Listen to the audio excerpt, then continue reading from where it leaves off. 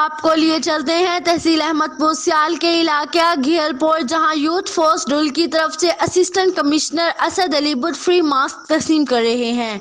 उन्होंने इस वक्त पूरी दुनिया को अपनी लपेट के अंदर ले रखा है और बदकिस्मती से कहा जा रहा है कि कोरोना पाकिस्तान तक भी पहुंच चुका है और इसी हवाले से आज यूथ भी इस हवाले से बेदार हो गई है।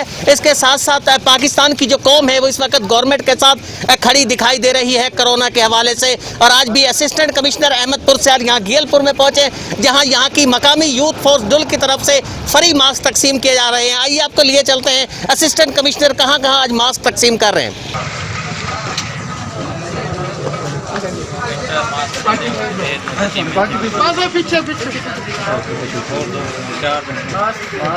मास्क दे क्या सर भाई मास्क दे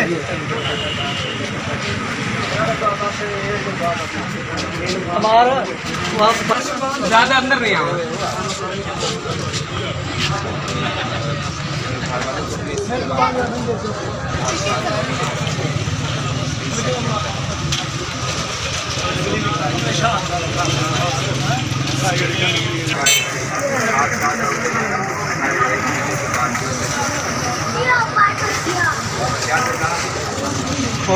ठीक है सर भैया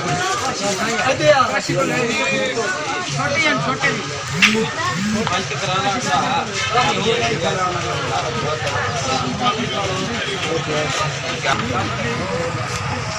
इसके बारे में आगाही में हमारे मास्क भी लें और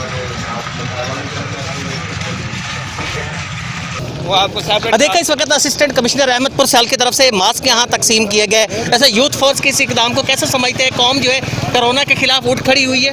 बिस्मिल्लाहिर्रहमानिर्रहीम। कोई अभी फ़िलहाल पैनिक सिचुएशन नहीं है।